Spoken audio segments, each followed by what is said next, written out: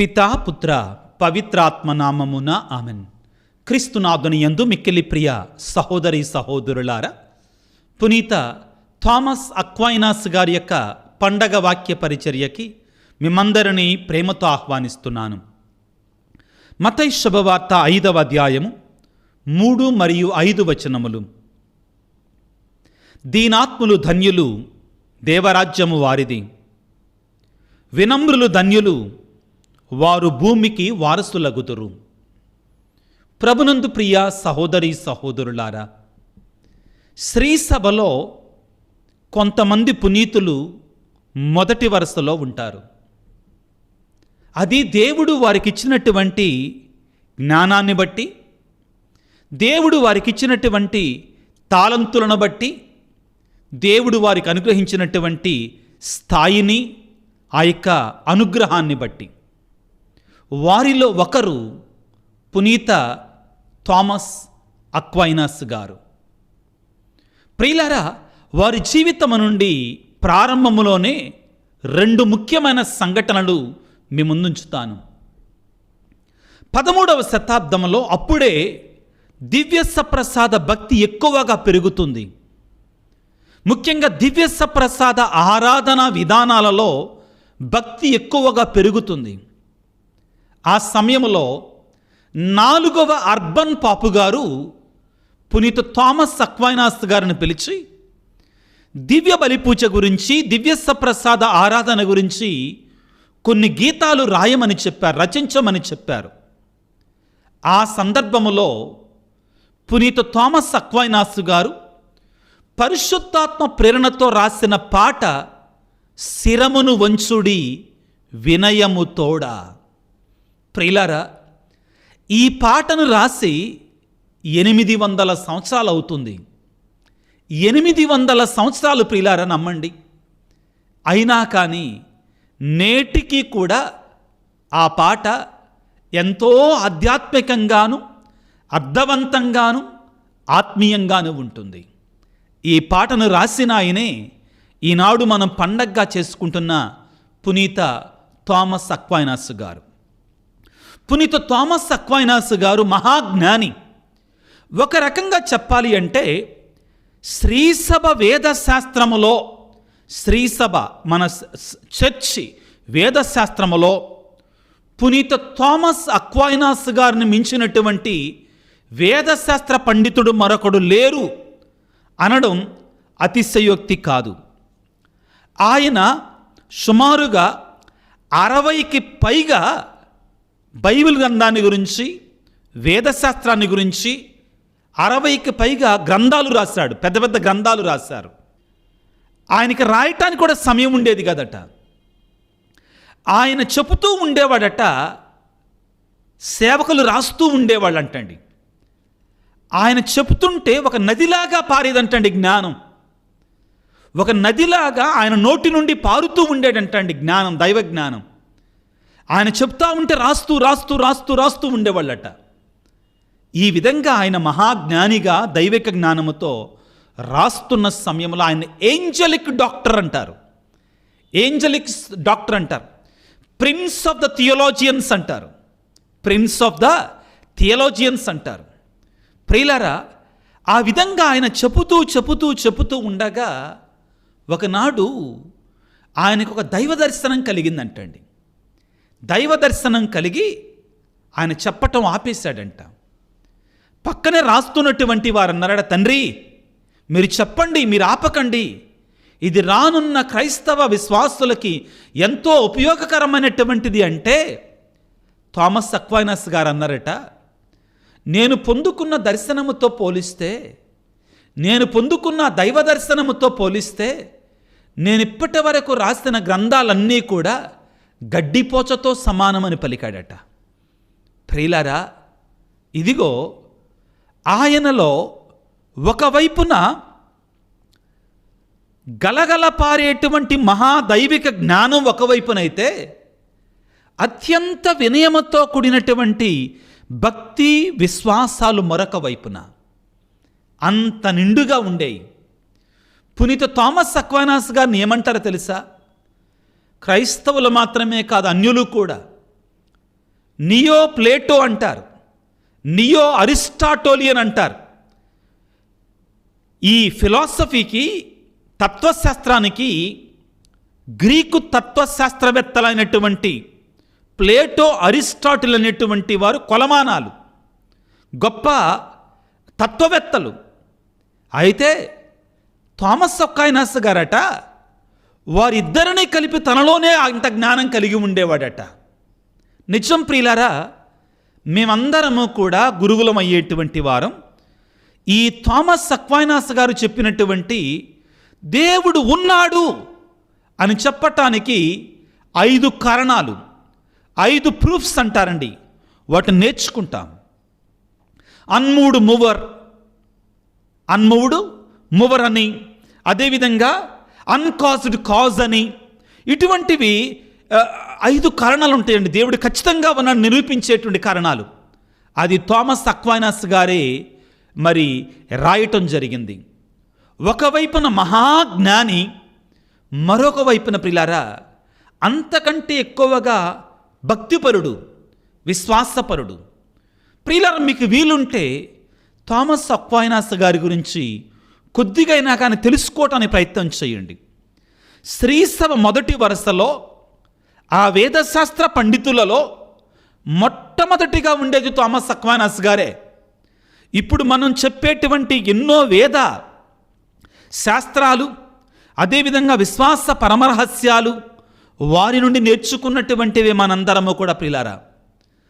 ఇంతకీ ఎవరు ఈయన, ఎక్కడి నుంచి వచ్చారు, వీరి యొక్క పూర్వపరాలు ఏమిటి అంటే, ఈయన ఒక రాజవంశ బిడ్డ ప్రియులారా.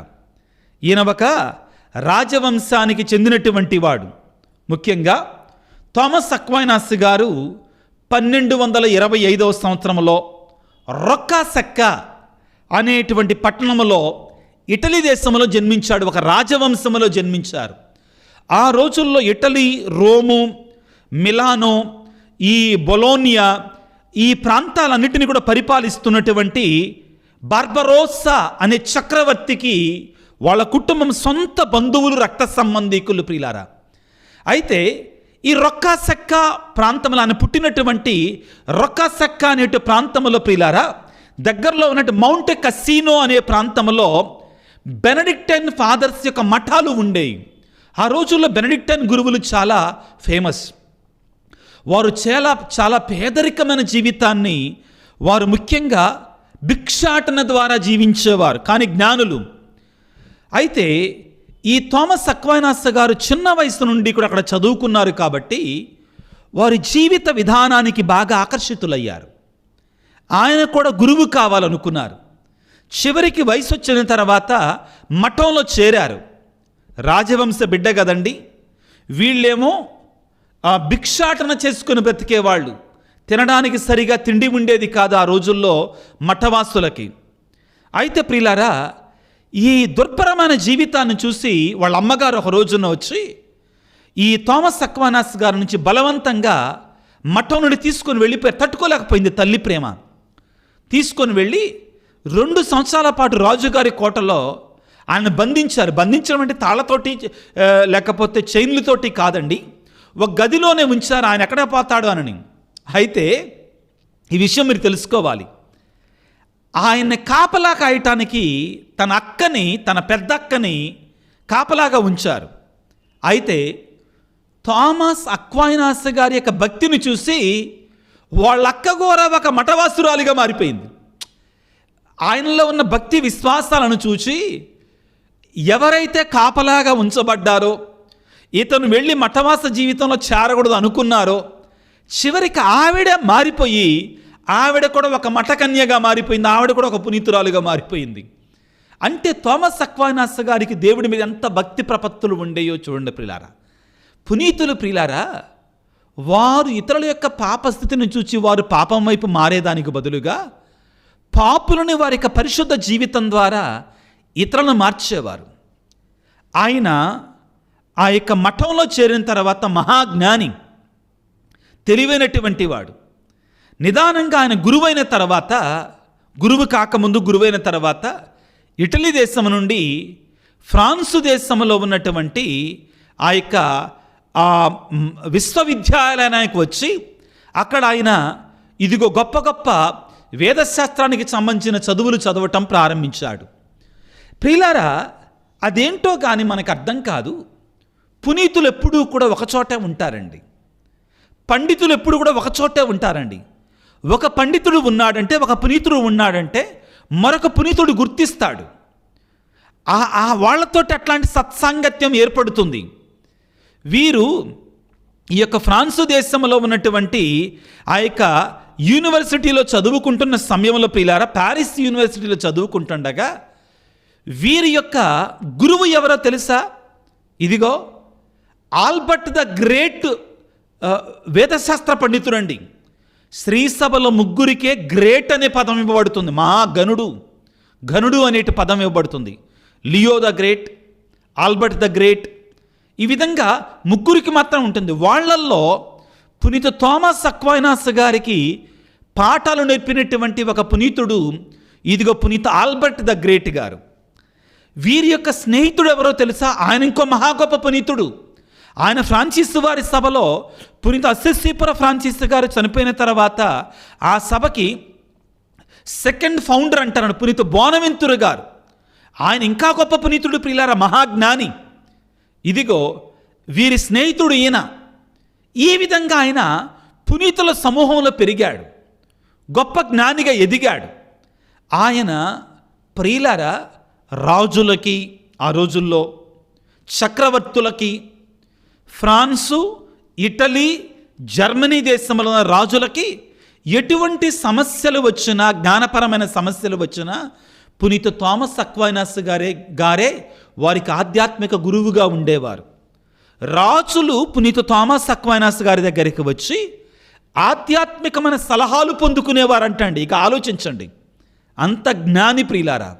ఇదిగో మీకు చెప్పాను కదా, ఆ రోజుల్లో 4వ అర్బన్ పాపు గారు దివ్య సప్రసాదాన్ని గురించి, దివ్యబలి గురించి పాటలు రాయమని, కీర్తనలు రాయమని, గీతాలు రాయమని థామస్ అక్వైనాస్ గారికి బాధ్యత అప్పచెప్పారు. థామస్ అక్వైనాస్ గారు పిల్లారా ఒకవైపున జ్ఞానముతో నిండాడు, మరొక వైపున దేవుని సన్నిధిలో భక్తి, విశ్వాసము, విధేయత కలిగి ఉన్నారు. వారు జీవించింది 50 సంవత్సరాలే. కానీ వారు శ్రీసభకి అందించిన జ్ఞానం ప్రియులారా కొలవలేనటువంటిది. మనం దాన్ని కొలవలేనటువంటిది. థామస్ అక్వైనాస్ గారు ఏమంటారంటే, దేవుణ్ణి మనం భక్తి ద్వారా, జ్ఞానము ద్వారా, రెంటి ద్వారా తెలుసుకోవాలి. దేవుడిచ్చిన జ్ఞానం, దేవుడే జ్ఞానానికి ఆధారం కాబట్టి ఆ జ్ఞానము ద్వారా మనం దేవుణ్ణి తెలుసుకోవాలి అంటారు. యోహాను సువార్త 14వ అధ్యాయం 5వ వచనములో నేనే మార్గము, సత్యము, జీవము. థామస్ అక్వైనాస్ గారు ఏమంటారంటే తన యొక్క రచనలలో, మనము నిజమైన సత్యాన్ని తెలుసుకుంటే దేవుణ్ణి తెలుసుకున్నట్లే, దేవుణ్ణి తెలుసుకుంటే సత్యాన్ని ఎరిగినట్లే. సత్యము దేవుడు వేరువేరు కాదు, సత్యము దేవుడు ఒకటే అంటారు ఆయన. కాబట్టి యోహాను సువార్త 8వ అధ్యాయం 32వ వచనములో యేసు ప్రభు ఏమంటారంటే, మీరు సత్యమును తెలుసుకొందురు, సత్యము మిమ్ము స్వతంత్రులను చేస్తుంది. థామస్ అక్వైనాస్ గారు అనేది కూడా ఇదే. సత్యం అనేటువంటిది మనకి దేవునిలోనికి నడిపిస్తుంది, దైవికంగా నడిపిస్తుంది. వారేమంటారంటే, faith and reasoning are not two separate things. జ్ఞానము, భక్తి రెండు వేరువేరు కాదు అంటాడు. అవి రెండు ఒకటిగానే ఉండాలి. ఇవి రెండూ కూడా దేవుని దగ్గర నడిపించాలి. కొంచెం లోతైనటువంటివండి. ఈయన వేదశాస్త్ర పండితుడు కాబట్టి ఆయన గురించి మనం అలానే తెలుసుకుంటాం. మనకున్నటువంటి జ్ఞానం నిజమైన జ్ఞానం అండి. ఇక్కడ మీరు పొరపడమాకండి. నిజమైన జ్ఞానం మనకి దేవుడి గురించి తెలియజేస్తుంది. నిజమైనటువంటి భక్తి మనల్ని దేవుని దగ్గర నడిపిస్తుంది. భక్తి, జ్ఞానము రెండు వేరువేరు కాదు. ఆధునిక ప్రపంచంలో ఏమంటున్నారు? అసలు జ్ఞానం ఉన్నటువంటి వాడు ఎవరు దేవుని నమ్మడు, జ్ఞానం లేనటువంటి వాడే భక్తి అంటాడు. నో, థామస్ అక్వైనాస్ గారు ఏమంటారంటే, నీ జ్ఞానం నిజంగా జ్ఞానం ఉంటే నువ్వు భక్తిగా ఉంటావు. నిజమైన జ్ఞానివైతే నువ్వు దేవుని యెడల భక్తిని కలిగి ఉంటావు అని చెప్పి ఒక మాట అంటాడు, జాగ్రత్తగా వినండి. నీ జ్ఞానం నీలో భక్తిని కలిగించకపోతే, నీ జ్ఞానం నిన్ను దేవుని వద్దకు నడిపించకపోతే, నీకున్నటువంటి ఆ తెలివి, ఆ విజ్ఞానం నిన్ను దేవునిలో ఎదిగేటట్లుగా చేయకపోతే అది జ్ఞానం అసలు కాదు. నీలో దీనతను తీసుకొని రాకపోతే అది జ్ఞానం కాదు అంటాడండి. కాబట్టి మన విశ్వాసము అంటే భక్తి, మన విజ్ఞానము జ్ఞానము శత్రువులు కాదు, అవి రెండు మిత్రులు. దేవుని వద్దకి మనల్ని అవి రెండూ కూడా నడిపించగలగాలి. ప్రియులకు దేవుని బిడ్డలారా, పునీత థామస్ అక్వైనాస్ గారు ఏమంటారు అంటే, మనము పూర్ణ ఆత్మతో, పూర్ణ జ్ఞానముతో, పూర్ణ శక్తితో, అంటే మనకున్న సమస్తముతో దేవుని తెలుసుకోవాలి, దేవుని ఆరాధించాలి. అదే కదా ప్రభు మనకు చెప్పేది. మత్తయి శుభవార్త 22వ అధ్యాయము 37వ వచనంలో, నీ పూర్ణ హృదయముతో, పూర్ణ ఆత్మతో, పూర్ణ శక్తితో, పూర్ణ మనసుతో నీ దేవుడైన ప్రభువును ప్రేమించు అని పలుకుతాడు. తరువాత 1 కొరింథీ పత్రిక 10వ అధ్యాయం 31వ వచనంలో, మీరు ఏది చేసినా, నువ్వు ఒకవేళ జ్ఞానాన్ని గురించి, తెలివి గురించి చదువుకుంటున్నావా, మీరు ఏది చేసినా అది దేవుని మహిమ కొరకే చెయ్యండి అంటున్నాడు. ప్రియ సహోదరి సహోదరులారా, ఈనాడు ప్రత్యేకంగా థామస్ అక్వైనాస్ గారు మనందరిని ఆహ్వానిస్తున్నారు. నువ్వు ఏ పని చేస్తున్నావో ముఖ్యం కాదు, కానీ నీవు ఎటువంటి ఉద్దేశముతో, ఎటువంటి తలంపుతో, ఎటువంటి భక్తిభావంతో ఆ కార్యాన్ని పవిత్రంగా చేస్తున్నావు అనేటువంటిది ముఖ్యమైనటువంటిది. నీ స్థాయి ఏంటిదో ముఖ్యం కాదు, కానీ నీవు చేస్తున్న ప్రతి పనిలో కూడా దేవుని చూడగలుగుతున్నావా? ఆ దీనత నీలో ఉంటుందా? ఆ విధేయత నీలో ఉంటుందా? ప్రతి పని ద్వారా నువ్వు దేవుని చేరుకుంటున్నావా లేదా? మదర్ తెరేసా అంటారు, నీ ఒక దినములో చేసే ప్రతి పని ద్వారా దేవుని తెలుసుకోవాలి. ఇల్లు ఊడిసినా, పెద్ద కంపెనీలో మేనేజర్ అయినా, ఒక దేశానికి అధికారివైనా కానీ, నువ్వు ఏ పని చేస్తున్నా కానీ, నువ్వు చేస్తున్న పని నిన్ను దేవునికి దగ్గర చేయాలి, దేవునిలో పెంచాలి.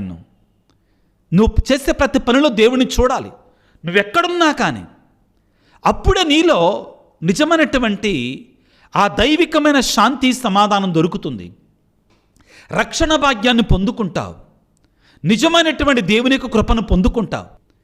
నేను పునీత థామస్ గారు అక్వైనాస్ గారు చెప్పినట్లుగా, నేను దీనతతో దేవునికి దగ్గర అవుతున్నానా లేదా? తగ్గింపుతో దేవునికి దగ్గర అవుతున్నానా లేదా? నాకున్న జ్ఞానం నాలో పవిత్రతని, పరిశుద్ధతని పెంచుతుందా లేదా? ఆత్మ పరిశీలన చేసుకోవాలి. అవును ప్రియులకు దేవుని బిడ్డలారా, నాలో ఉన్నటువంటి ఈ జ్ఞానం, నాలో ఉన్నట్టు ఈ స్థాయిలు నన్ను దేవునికి దగ్గర చేయాలి. నాలో తగ్గింపుని తీసుకొని రావాలి, వినయాన్ని తీసుకొని రావాలి. నాకున్న ఏదైనా కానీ నన్ను గర్వం వైపు నడిపిస్తే వినాశనమే, ఆత్మీయ వినాశనమే. కాబట్టి బిడ్డలారా, పునీత థామస్ అక్వైనాస్ గారి యొక్క పండగను చేసుకుంటుండగా మహాజ్ఞాని అయిన ఆయనే తనను తాను తగ్గించుకొని దీనత, వినయము, అన్నిటికంటే ముఖ్యంగా భక్తిభావంతో ఆయన జీవించాడు.